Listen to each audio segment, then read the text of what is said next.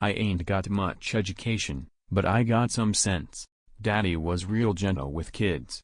That's why I expected so much out of marriage, figuring that all men should be steady and pleasant. I get along with all the women singers, but especially Dolly Parton.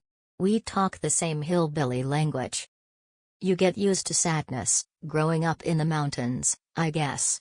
When something is bothering me, I write a song that tells my feelings. I think Charlie Pride has been one of the best things to happen to country music, to prove it belongs to everybody. I'm proud of being part Cherokee, and I think it's time all us Indians felt the same way.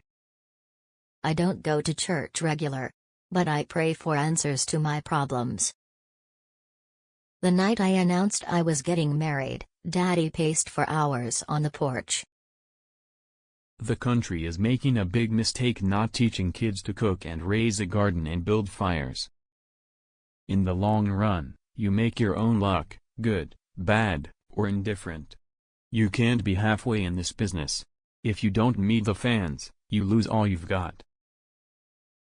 My attitude toward men who mess around is simple: if you find 'em, kill 'em. When I first came to Nashville, people hardly gave country music any respect. We lived in old cars and dirty hotels, and we ate when we could. Nobody's perfect. The only one that ever was crucified. Back then, we didn't know we were poor, and people were more proud then. Being on stage is the best part of my career. I just say whatever comes into my head. It's the only time I feel grown up and in control of things. I've always been full of nervous energy, but I'm not really as happy as I seem. I'm not a big fan of women's liberation, but maybe it will help women stand up for the respect they're due. I refuse to be pushed around anymore. I want more out of life than I've gotten. Really, I don't know what I'd do with myself if I retire. Wash dishes. Dude never actually made moonshine, but he hauled about an ocean of it. I loved being outside.